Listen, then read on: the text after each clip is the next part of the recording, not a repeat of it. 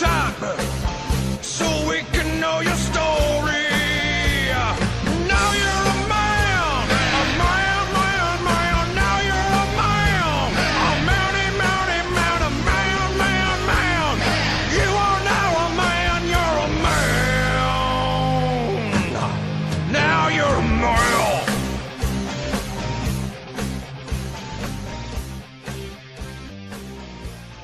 Live it, live it.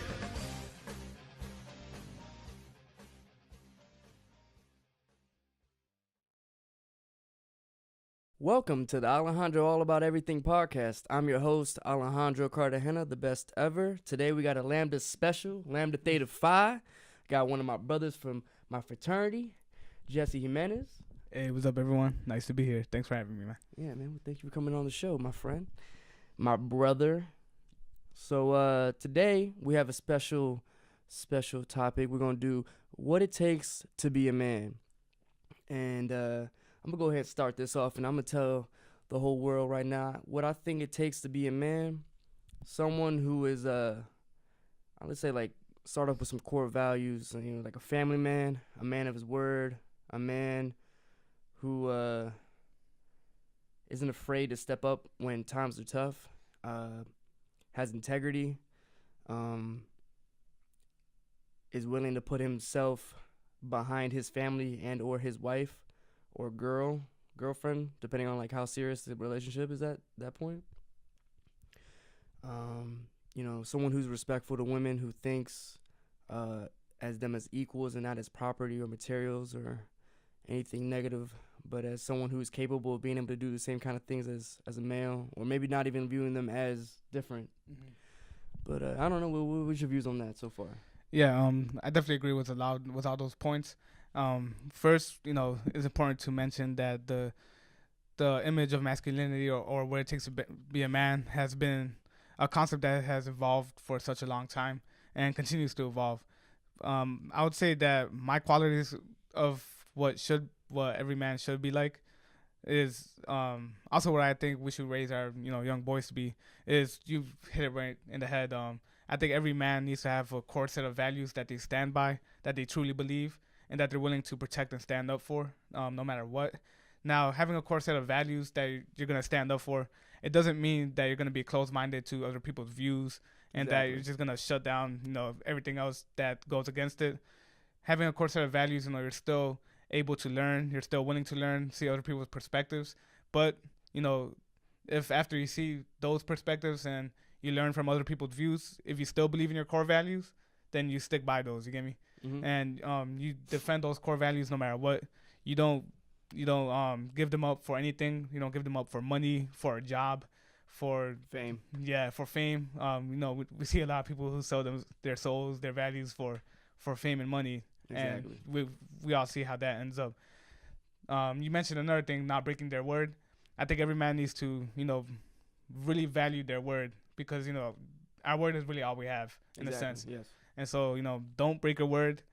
I know sometimes I could fake on my friends sometimes, oh, we're going to go out tonight. And I'm just like, yeah, we're going to do it. And then when I get off work, I'm like, nah. I'll be too tired, man. Yeah. Get out of here now. But, but when it comes to real important things, if you say you're going to have someone's back, then you have to have their back, you get me? Mm-hmm. Just stand by your word. Definitely. Putting responsibilities first before everything. Well, not everything. You got to take care of yourself first, but, before, the small things like fun, going out, spending money, you need to put your responsibilities first. And that's something that I still struggle with, a lot of times. Paying them bills. Yeah, I do some pretty irresponsible stuff, spending money that I shouldn't be spending, or going out when I shouldn't be going out. It's something I'm trying to fix, though. So, hopefully I continue getting better. And, of course, you also mentioned that a man also takes care of their family and their loved ones. My whole life growing up, I always thought of a man as someone who put their family and their loved ones before themselves at all times, no matter what. And I still believe that to a certain extent. But now I kind of realize the importance of self-care and taking care of yourself mentally. So sometimes, we do got to take a step back. We can only help we can only help other people as much as we can help ourselves. So yeah, I definitely think it's honorable to, do everything you can for your loved ones, for your family, for significant others, but at the same time, take care of yourself too. So yeah, Also, one last point before I keep adding, more and more stuff. That's cool. I think a man definitely respects the humanity within everyone. Yes. And when I say that, I mean a man will respect others. I mean, you to earn respect, you gotta give respect. And I definitely admire someone that would respect a homeless man just as much as he would respect a millionaire. You get me? Because at the end of the day, they're both men. And I kind of look down on somebody who looks at someone in difficult situations, maybe somebody in the low socioeconomic status, or a homeless person, just looks at them and instantly judges them.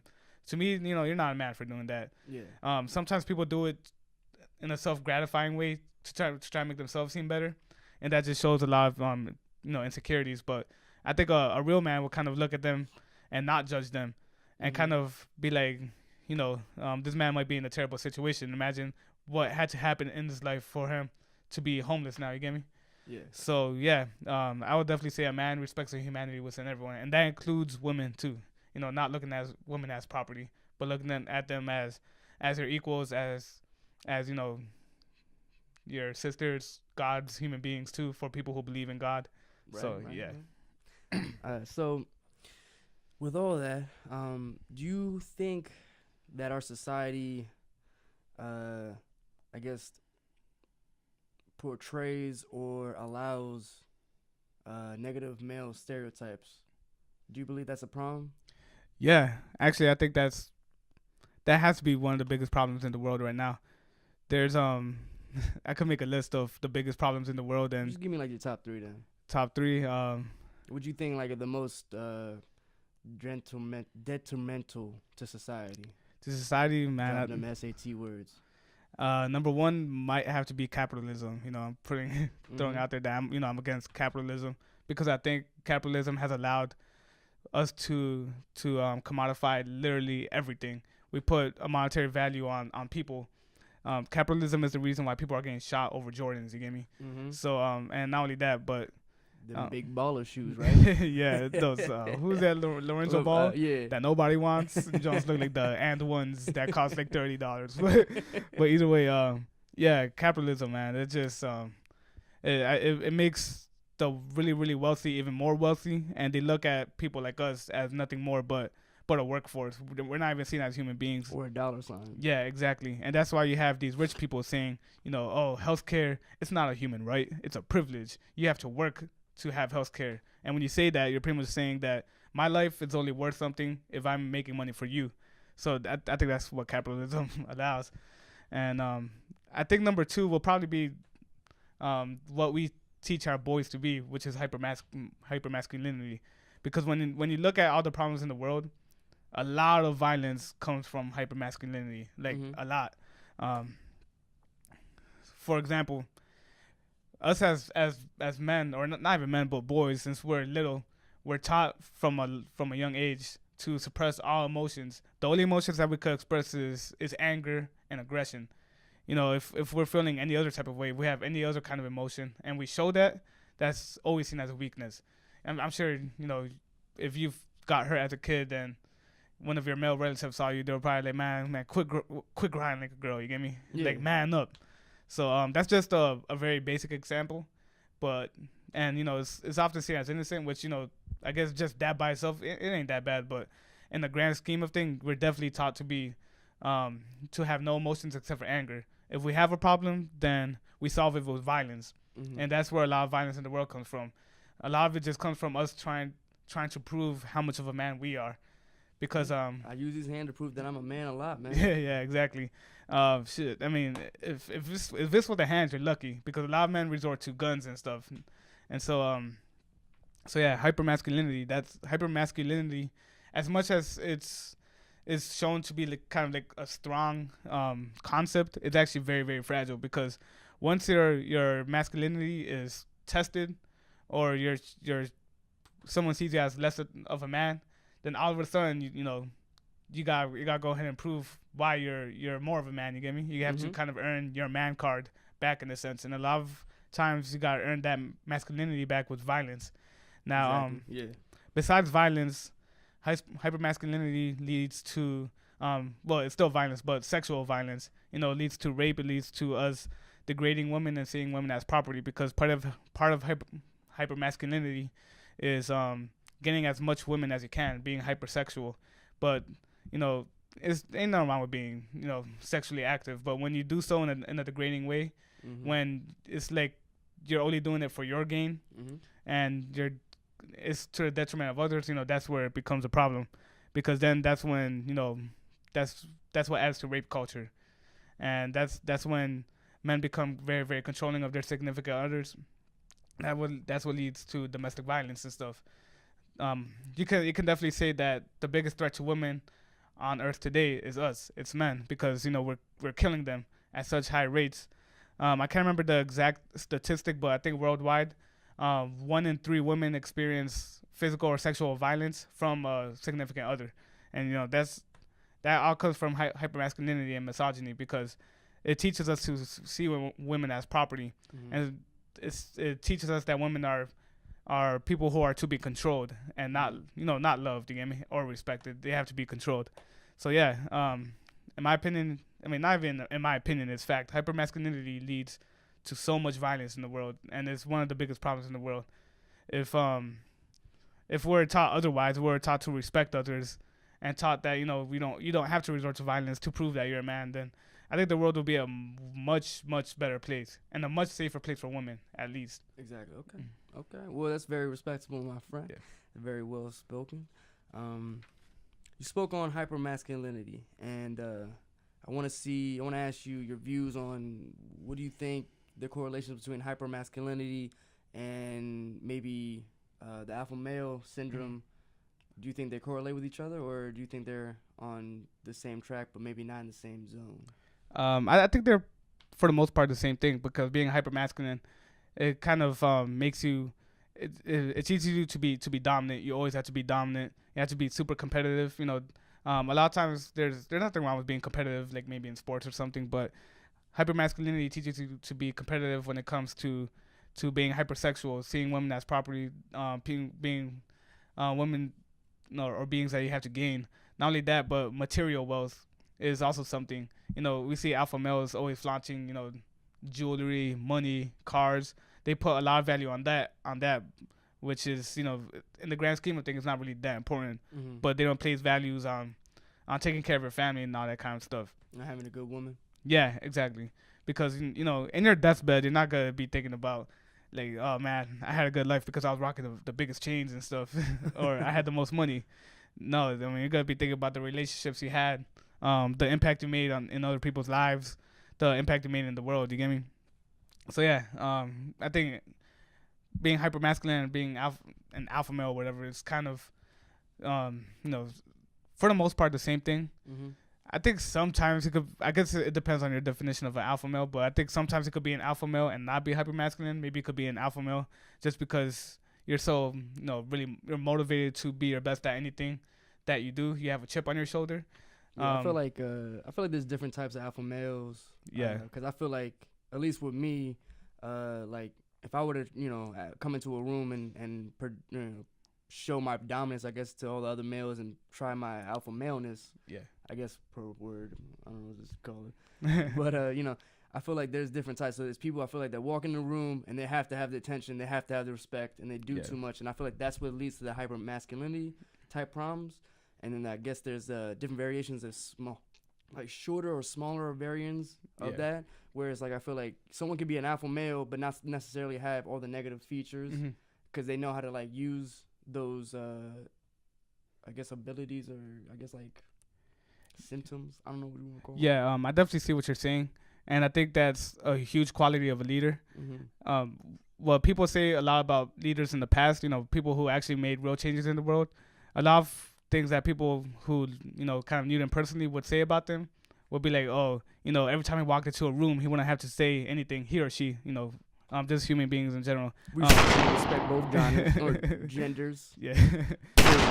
So, every time you hear about a leader, they always mention how they were able to walk into a room, not purposely draw attention to themselves, but people still kind of knew they were there just because of, I guess they knew who they were, kind of their aura. People were attracted to them and wanted to be with them because they knew they were such a big leader.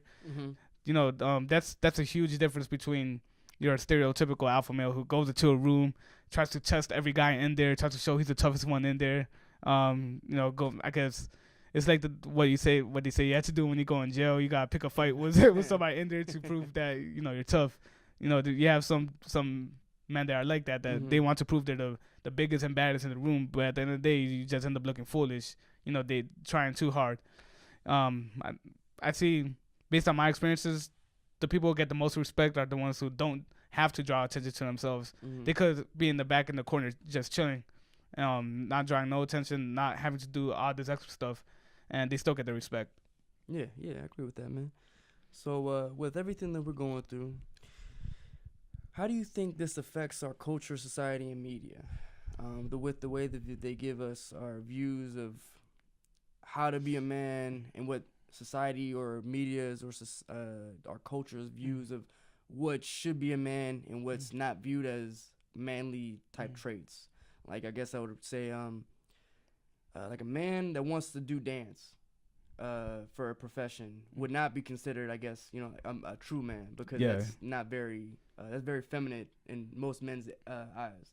Comparing that to someone who's like a man who does as a doctor, that's more of a profession that would be correlated with a male. Not that females can't be doctors out there. But with all that, do you think that hinders our children in the way, even females, and how they view males and little boys and how they think they should be raised, or what they should be, by what they see or they hear, or what their older brothers or siblings are doing? Yeah, definitely. Our cultures definitely teach us how we're supposed to act, or who we're supposed to be from a very, very young age. Something as simple as baby boys and baby girls. The baby girls are always have to have the pink stuff. Boys have to have the blue stuff. You give the girls dolls. You give the guys like maybe a football or something like that. But yeah, I think the worst thing that you could do to a child is hinder their talents and hinder their development to develop those talents and strengths. So, for example, if you have a 4-year-old son, and he happens to be a really good dancer, but then you're like, man, I'm not gonna make my son do that. That's not manly enough. Then you're just taking away what may have been like a God-given talent. Maybe he could have grown up to be a Olympic figure skater or something like that. You get me? Which is it's a really good thing. So yeah. That brings me up another question right quick. I don't want to cut you off, but so let's say that you had a child and you were already married, you had your career, all that stuff. You had a son, and he wanted to be a dancer. What would you allow him to be a dancer, or would you worry about your friends' views on your son being a dancer, or that he didn't come off as manly, more feminine? Maybe they would say like, you better cut that off before he turns gay. You know what I mean, or something like that. Yeah, I mean, I'll tell my kids to go for it. Whatever they want to do, whatever they want to be, as long as it makes them happy and they're not hurting nobody else, then yeah, go ahead and do it. But I definitely know what pressure you're talking about. And I know growing up, a lot of my friends would kind of make fun of each other. Anything that was any kind of feminine, then yeah, you'll get clowned for it. You was in elementary school playing with them Polly Pockets, weren't you? Nah, I don't even know what that is. You don't know what a Polly Pocket is? Nah. Oh man. But all right, man, we can change it up to Barbies. Whatever. But yeah, I mean, I'll tell my kids to just do what they want to do. If he wants to be a dancer, then yeah, and I'll tell my friends like, yeah, he's gonna be a popping ass dancer. He's gonna be the man when in the clubs when he grows up. But it's yeah, respectable, man. That's what we want to hear in this show, right? Yeah, making the world better. But to be realistic, I would also tell him like, yo, here's the reality of it. It's not gonna be easy. Yeah, a lot of men are gonna, not even men, but boys, they're gonna probably bully you. They're gonna try to clown you and try to demean you because you're doing stuff that's against the norm. And I think the best thing you could do for a child is instill confidence in them, so that so they're able to, bullying always hurts, and getting clowned always does hurt. And there's nothing you can do to kind of cushion that. But if you instill confidence in them, then at least they could stick by it. They could stick it through and continue doing what they really love. So yeah, I'll just tell my kids, be what you want to be. Okay, all right, man, all right. So Go ahead and tell me some males that you think that you look up to. What would be some values or morals or just something that they carry themselves that you can pick out and say, like, I like this guy because he brings this to the table. Well, definitely first would be my dad. He's always been my role model since I was a kid, since I was young. I've always admired him. Just because, like I said earlier in the show, he always put me and my siblings and my mom, our family, before himself at all times. Like, if we're a family of 5, if there was 4 plates, he would give us the plates, and he wouldn't eat a thing, and he'll make sure all of us are fed before him, and he would never complain about it. He just did it as if as if that's his expectation, that's his role, and I definitely admired that. I admired that he worked so hard. As of right now, he's working 2 jobs. He literally works at a paper mill from like I think 6 a.m. to 3 p.m. and then he works his night job as a janitor from 6 p.m. to, I think it's 6 p.m. 6 p.m. to like 10 p.m. But either way, yeah, he works his ass off. Let me cut you off. Let's go ahead and put the sound effect for applause for your father right now. Definitely deserve that. But yeah, he just works his ass off. He puts his responsibilities before anything else, and he puts his family first. So that's what, my top role model is definitely my dad. Number 2 is I would say Malcolm X. Yeah, I definitely admire Malcolm X. He was a real human rights activist and a real humanitarian. I know a lot of people like to say, oh, he was extremist or anti-white. Well, I mean, Jesus Christ was an extremist too in his time, and Malcolm X, he really only advocated for he advocated for black rights at all costs. You get me? And at a time when little girls were being bombed in churches and stuff, he was saying, if we have to resort to violence, and that's what we're gonna have to do, we can't just have our kids getting slaughtered and stuff. Which I don't think that made him. A lot of people say that made him a violent person. I don't think that made him a violent person. That was just him defending his community, and so yeah, he was just a real humanitarian. He ended up dying. He got killed by what most people say is the Nation of Islam, and we all know that they kind of separated towards the end of his life. Yeah. I think I'm pretty sure he knew he was putting his life in danger, but he had that core set of values that he stuck by. And he knew what he was doing. He said, I'm not going to break my values for nobody. And that's exactly what he did. A lot of people say that he paid his life for it, but, sometimes that's the price you pay, you get me? I feel like that's what happens with great men. Yeah, if exactly. If you're going to be a part of history and you want to do major things and make major changes, then, you got to be willing to put your life on the line. Yeah, definitely, I agree. And another role model is Oscar Romero from El Salvador. That's where my parents are from. For those who don't know, El Salvador had a really, really bloody civil war, and there was military death squads going around just slaughtering a lot of the campesinos, aka the poor people. And these military death squads, they were funded by the United States. They were funded by Ronald Reagan, and so Oscar Romero, he was he was a huge religious figure in El Salvador, and so a lot of people kind of looked at him as a leader. And the church for a long time in El Salvador was actually silent. Because they feared the government. They knew that they would get killed if they spoke out. And 2, I think there was a lot of talk that we're a church. We need to stick to religion. We can't get involved in politics. But he ended up seeing he saw poor people starving to death, not being able to move up in life, and on top of that, they're getting massacred and raped by these military death squads. So he ended up speaking out against them.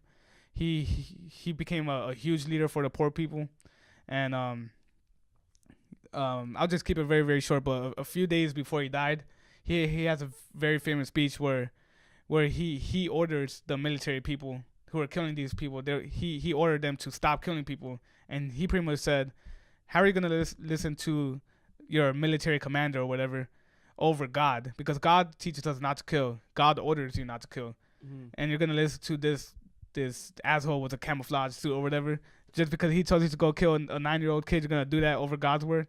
So he was pretty much saying no, you gotta listen to God. And then he also spoke directly to the United States and said, stop funding these military death squads, they're killing our people.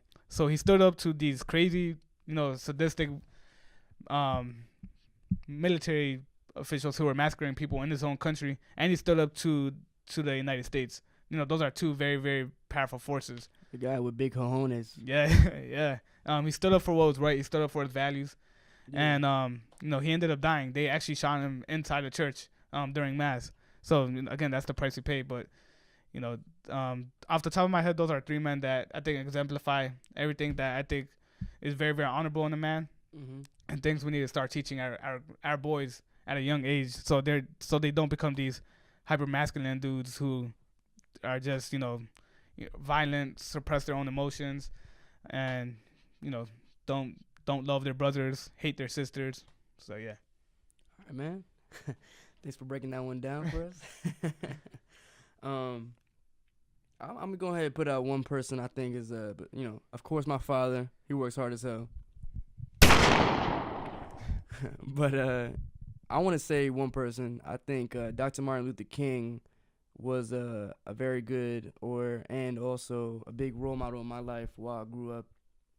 I went to a middle school, Dr. Martin Luther King, so we were required to learn a lot about him. And the more that I found out about him, that was the reason why I like Malcolm X and Dr. Martin Luther King, because you had two sides of civil rights pretty much. You had the extreme side. Malcolm X was pretty much, like, you smack me, I'm going to smack you back. Yeah. And the other half, which is, Dr. Martin Luther King, who said you can hit me as much as you want, but I'll turn the cheek because I don't support that, and that's not who I am, and that's not what I want to be about. And that won't make the world better. And I know, like, there's that cheesy line that says that, hate can't change hate. Only love can change hate. Yeah. And so I felt like those two were pretty monumental while growing up for me, because I felt like that was a pretty good value system to kind of hold, because you had one side where, someone's teaching you, like, you can't allow someone to just totally step over you as a man and as a human being, as an individual, for any kind of reasons. And then you had the other one who was saying, like, I'm strong enough as a man and as an individual, and then as a group entirely, to withstand whatever you want to give to me, even death, and face death at its face and still not, have fear. And I feel like, like, looking fear in the face is a thing that I think, I don't want to just say as a man, you should be able to do that, but as an individual and as human. But I feel as a man, especially because, like we said earlier, some stereotypes in society don't allow, or I guess force us as men to be more the bodyguard for our females. Yeah. So, I would, at least for me, I wouldn't want to make my girl feel like, oh, I can't have, like, we can't go out to the city or something like that because I'm afraid that my man's going to run away because a gun's in his face or something like that. Like, yeah. If it was my wife or, my girl right now, Maria Byris, she's so beautiful. I would take a bullet for my girl because I love her that much. Yeah. And she means that much to me. And I feel like that as a man is something that you should have inside you, that, you could be that admiral and gentleman and honorable to be able to do all that stuff. I mean, like, that might be extreme and all that stuff, but, but the I guess, like, the point I'm just trying to make to you is that to be able to, like, deal with fear and or extreme pressures, to be able to look that in the face and be able to not be scared, or maybe you be scared, but then you make the decision to not allow that to control or dictate your emotions and your actions. Yeah. And I feel like that is pretty much what I'm trying to get to. Yeah. Yeah, I definitely agree. Now with Dr. King, man, these Dr. King and, like, they're literally getting beat up by cops, police dogs, Getting hosed. Yeah. And imagine how much inner strength it takes to hold on to the values of nonviolence. You get me? Yep. Getting beat up that often, and for him to stand by his core values, that's definitely admirable. That took a tremendous amount of strength. I couldn't even imagine. Like, imagine going through all that and still remaining nonviolent. You get me? Yeah, I think that takes a lot of inner strength and a bigger person that most of us can't, I guess, either aspire to because we don't want to. Yeah. And now about fear, I think fear is something that that we all go through, or at least we should go through. And I feel like not only as a man but as a human being, if the only way you're gonna grow in life or succeed in life is if you get out of your comfort zone. I know a lot of people say that, and it's kind of a cliche now, but no, I mean it's definitely true. If your goals or your dreams or whatever don't scare you at least a little bit, or I would say even a lot, then then you're never gonna accomplish much. You get me? You have to face those fears, or you have to be willing to confront what you fear in order to succeed. You get me? Yeah, I agree with you. I agree with you a lot. All right. Would you say? Actually, no, man. How important would you say it is to have a positive role model in your life? Do you believe that you could have been the same man if you hadn't had your father in your life consistently? Nah, definitely. The only reason why I'm here today, and when I say here, I'm about to graduate from the University of Maryland. Thank God. With what? Degree in history, and minor in U.S. Latino studies, and so and I got a job, so it's like yeah, boy. Out here blessed, but I know wait for the sound effect. Okay, now you can go. So yeah, my point is, man, I would not be here if it weren't for positive role models. I was a big time knucklehead in high school. I didn't take school seriously at all. At one point I wasn't really even going to school, and I barely graduated high school. I kind of had to start from the bottom. I had to get my act together. Let's see. I started working right out of high school, and then I started going to Montgomery College. Got a really high GPA there. Went to University of Maryland, and so I guess what I'm trying to say is there was plenty of times where I could have slipped through the cracks, and in fact I did slip through the cracks a lot of times, and there was times where I gave up on myself, but thankfully for having positive role models in my life, I was able to get back into a positive track in my life. Role models like my dad, both of my parents, I couldn't quit because of them. You get me? They've sacrificed so much for me. I couldn't just quit, and they kind of taught me the work ethic. They taught me how to be resilient. So yeah, having good parents is something that's priceless. It's the best thing that could come into the world too. It's worth more than coming into the world was like $48 million. I'd say good parents is worth more than that. On top of that, my older sister, she always was very successful in everything she did. She got really good grades in high school, graduated from the University of Maryland. So I kind of always looked at her as a good role model.